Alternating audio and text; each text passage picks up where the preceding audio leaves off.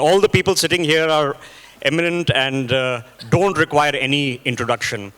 We're talking about youth. We're, of course, talking about Mandela and Gandhi. Let me begin with our panelists and then go back into what a young Mandela and a young Gandhi would have been thinking. Gandhi, for example, studying at the bar at the Inner Temple in London. Tejasvi Surya, we've had a long conversation just before you arrived about young people in Parliament, and Dr. Tharoor was talking about that. You are a young person in Parliament. What does youth mean to you in Parliament?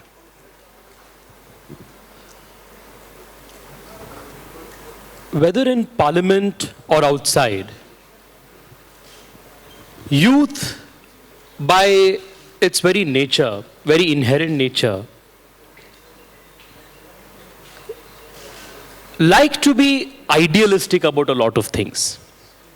When you are young, you want to change things the way they are currently. You challenge the status quo. You question the long-held beliefs. There is an inherent sense of rebellion within you which seeks justice, which seeks equality, which seeks a much better order of things. Ricky Cage is here, thank you.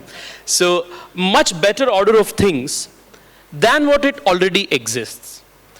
Therefore, I think one of the reasons why, if you look at most of the reformers in the world, whether it is Mandela or Gandhi in today's case, whether it is a Bhagat Singh or a Che Guevara, whether it is a Vivekananda or a Bhagat Singh, you find all of them want to steadfastly maintain a sense of idealism in their actions.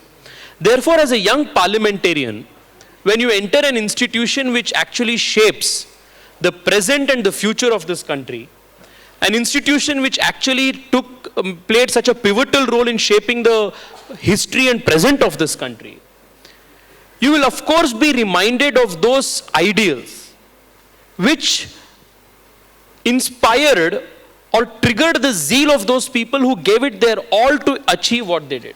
But what is it like walking into Parliament at being younger than 30? Do you go, whoa? Or is it a sense of belonging, that I belong here and I should be taken as seriously as a people's representative elected by the people as all the people who've been doing this for 30, 40 years more than you have? Both. Every day when I enter the institution, just at the very threshold of the Parliament, there's a big sense of wonder. There's a big sense of, marvel that this was the same institution in which Dr. Ambedkar gave us an institution, gave us a constitution which in letter and spirit institutionalized the values that Mandela and Gandhi lived their lives for. That sense of a wonder always strikes you. But the beauty of the institution is the moment you enter and you're sitting in the central hall or on the floor of the house, whether you are a prince coming from Rajasthan, or you are a landless laborer who is elected as a member of parliament from a small state, a small subaltern district of Jharkhand, you're all the same. The parliament is the greatest leveler of all things to come. And I'm That's the most I'm going to come back and ask you how to use a role as a young parliamentarian. Let me quickly again... let's quickly discuss what we can actually do. Tejasvi Surya, what can we do? What do we change? Both as individuals, as people who are member of parliament, enjoy certain position in this country, and largely all of us. What do we change? Well, a lot of things, you don't know from where to start. It's a very broad question. But I think individually, change starts from the way you approach things. The way we think about things. And because it's, I was just reminded when he was speaking about the possibility of doing things. It's impossible until it's done. That's what Mandela reminded all of us, right? So being young is more about a certain kind of attitude. It's about a certain kind of a mentality than about the age. So if you look at all of these people, the reason why we need to read them, the reason why we need to remember them often, is only to remind ourselves that we need to stay the course, the course which they stayed. So, change may be in everything. Well, the Prime Minister is so fervently speaking about water conservation these days. It can be a big cause. These days. Tejasvi, finish your thought, then I'll quickly rope in Baichung. Just to add on to what he said about entrepreneurship and wanting to follow your passion, I think there has never been a better time than today.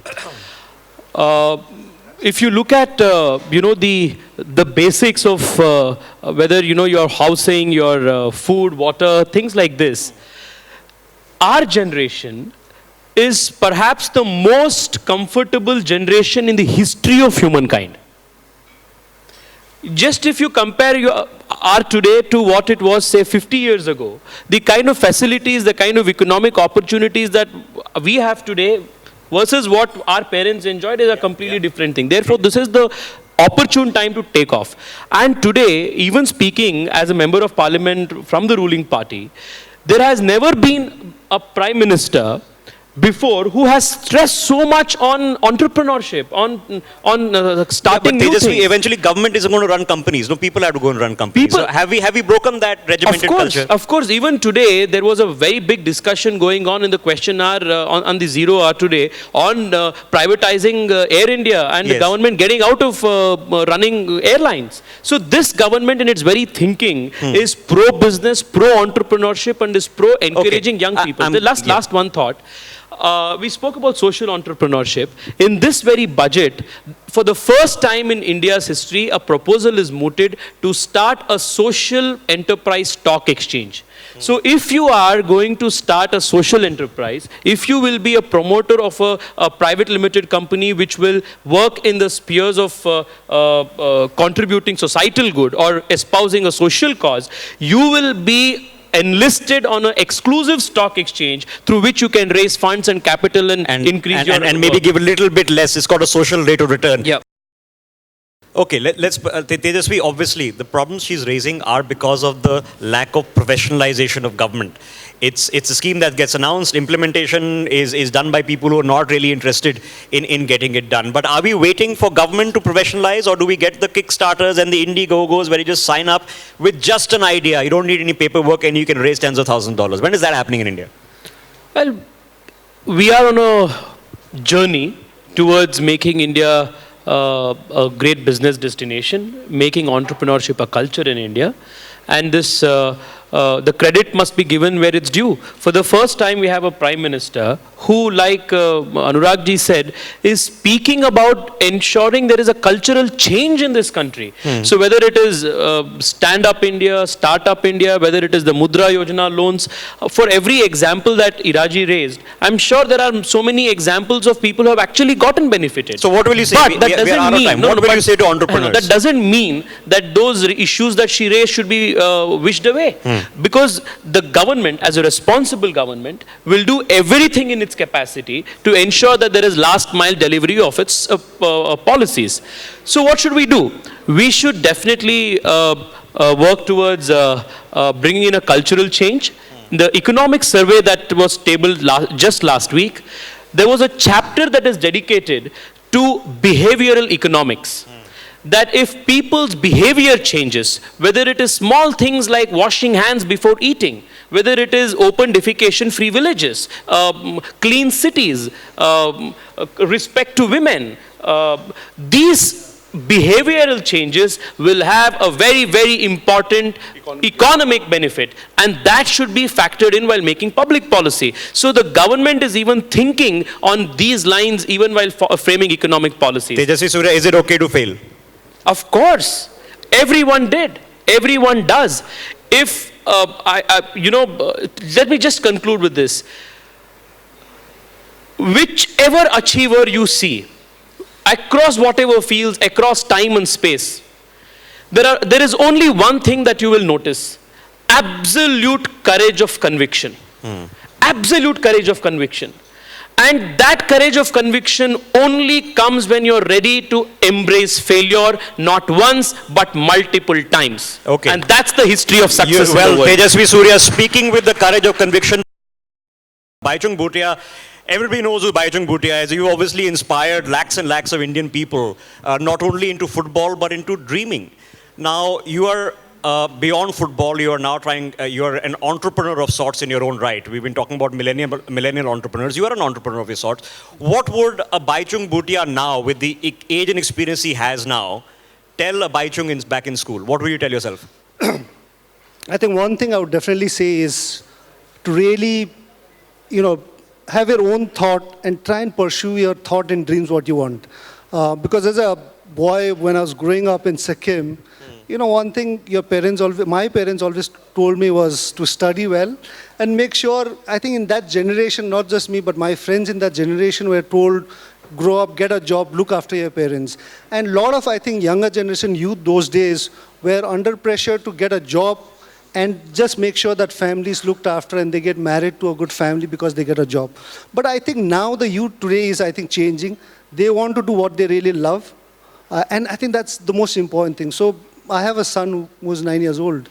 So my only thing to my son is obviously everyone right now is like, is your son playing football? Is your son a good footballer at the age of 9? So I don't want to push him to really play football as well. I want the young generation now coming would have to decide, and they need to do what they really love to do it and contribute to the nation. It should not only be on the society or a parents getting you to get a job and settle down, and then after that make sure they're looked after as well, which is important. You need to look after your parents as well.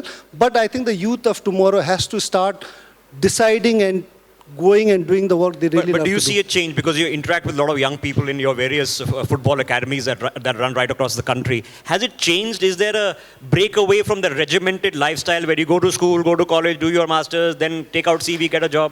I think there's been a fairly good change. I think one of the biggest example is myself, because I was not, when I got under 16 football trials for India, my parents were quite against for me to drop 1 year of my ICSC and go for trials for India. But I decided to go and then went on to play for India. So I think even my parents as well were more comfortable me to get my graduation done, get a good job and settle down. So I think now what you see with a lot of sports person and I think other fields as well, I think a lot of the younger generation are now taking up what they want. And I've seen this with my own friends back in Sikkim. A lot of my friends who went on to study, finished their graduation, studied in Delhi, Bangalore, Bombay, they go back to Sikkim and there are not many government jobs. So what happens to them is there are a few jobs that is open up in teaching. And a lot of guys who are not at all into teaching are just taking up the job because they want to see that they have a government job. And they are posted in some remote rural villages and where they can't really cope up with that life. And then I think you're spoiling your you're spoiling yourself, you're spoiling the kids from those villages with not that interest. Look beyond the government job. Here we have Anurag Batra. You are by all measure, an employer. Now, when you deal with a millennial generation coming in, what is the first thing that strikes you? Let me quickly rope in Baichung. I'm going to come and grill you a bit on what your plans for Parliament are. But Baichung, you are, like I said, already an entrepreneur, right? But breaking that culture that we want people to take risk and fail. It's okay that if you're 22 and went bust, how do we get there? No, I think it's, as Mr. Taru just said, I think when you're young, you've got to take your chances. And obviously, till the age of 30, 35, I think in India still there are parents to help you and support you if you still go wrong. But I think that risk has to be taken. And because I think when being a sports person, I think that's something which you are used to it, because there are a lot of failures, there are a lot of matches you win, there are a lot of matches you lose. And every time you win, you need to be humble. Every time you lose, you need to always look forward to the next match. But risk, really going that I'm going to borrow money and it's going to be crores of rupees to set up a company. I'm going to get my seed A and round B and round C and I'm going to get it done. That culture, that is Silicon Valley culture. And if it goes bust, it goes bust. I won't be socially maligned. How does that change? No, I think that's very important. If you want to really succeed in life, the risk is something which you have to take, be it in sports as well. Today, I think in India, being a sports person, I tend to come towards sports again. I think a lot of younger generation today having the talent and want to play sports are not taking the risks to really challenge and want to become a professional sports person. I think that's What something would be the risk? Would it be breaking out from the sports can be regimented also. It can be one level, second level, very regimented also. It's again, I did take the risk of when I played football, there was nobody, when I played for India first time in 95, 90% of the players, 99% I would say of the players playing for India in 95 with me were all having government jobs. So only for them criteria to play for India was to make their life secure to get a government job. So I think that's the risk you've got to take. And I did get offers as well from banks and railways to work. But I said, no, I want to really pursue and focus on the sport and carry on and try and make a living out of playing the sport, and which was a risk. Just coming back to earlier thing, what I think with the government, what Tejasvi Surya was saying, I think with the government of India right now, there are a lot of policies, entrepreneurship, startups which are starting. But I think one really issue, which I think the government of India, which I like Ira's suggestion as well for women to get married after 26. I think if government could really come up with controlling the population of India.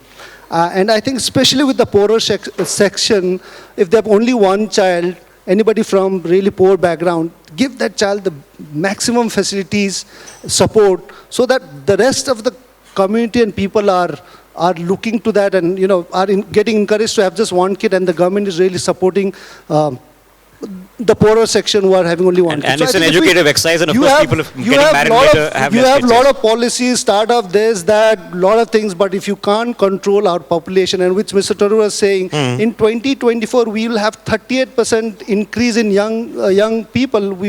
We're going to have 36% increase. That's the rest of the country. 11 crore job we need to find, and they can't be all CVs. And where are you going to get those jobs? So I think for India right now, the challenge is, I think Mr. Modi is doing great, but I think one of the most challenging thing for the government of India is to make sure we do control our population. Okay, we'll have 11 crore footballers. We'll take over world football. Come on, Baichung. Are you a risk taker, Ira Trivedi? Are you a risk taker? It does not happen with population though. So. I just want to make one point here. It's okay for the government to actually make all these policies, but they need to work, and that's a problem. I'll tell you a personal example. Recently, I have been an author, I've been a teacher, and many young yoga teachers were coming to me saying that we don't have jobs. How do we get jobs? So I started a wellness company saying we'll take yoga teachers and send them to corporates. So it was a startup. It has been 2 months. We've registered on Startup India, no responses. Not a single scheme that we have sent emails and multiple emails to have responded. So we basically realized everything on Startup India was a marketing campaign. Not a single reply from any one of the people was coming. Not just that, there was every single scheme. There was like schemes of 30 lakhs, 40 lakhs, 20 lakhs, 10 lakhs.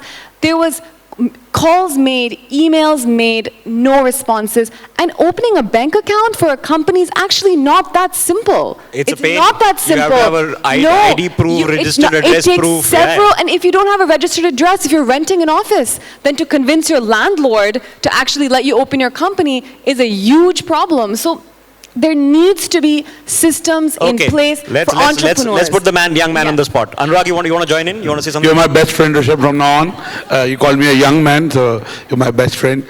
But coming back, I want to build on Tejasvi's point, and yes, implementation can be better, and we'll take note of that, and I'm not in the government, but we create a bridge through our accelerate system.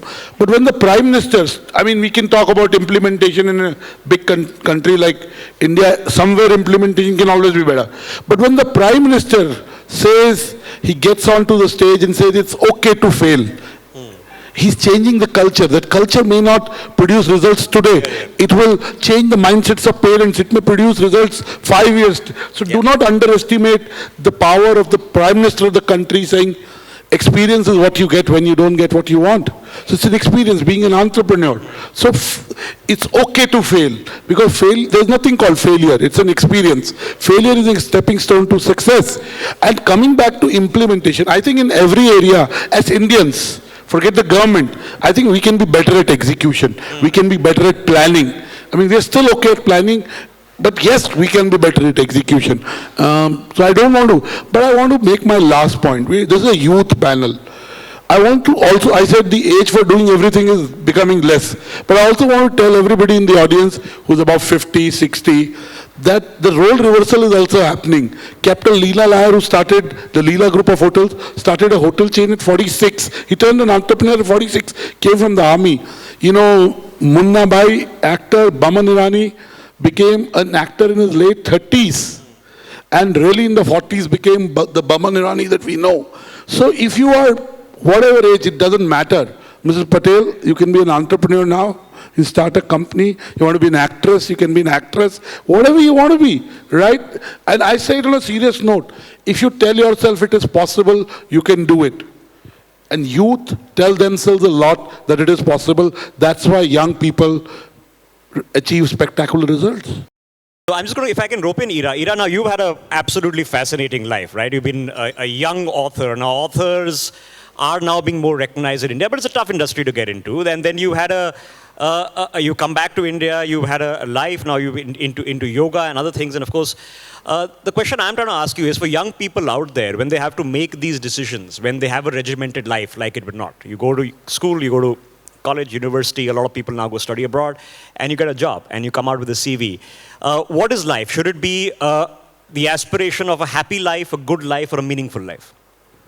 That's a very good question, and I see certain trends. You know, I see certain trends that you come out of college and then you work. You work for 10 years, and then suddenly after 10 years, there's this sort of something goes off in your head that, you know, is this really what I want to do?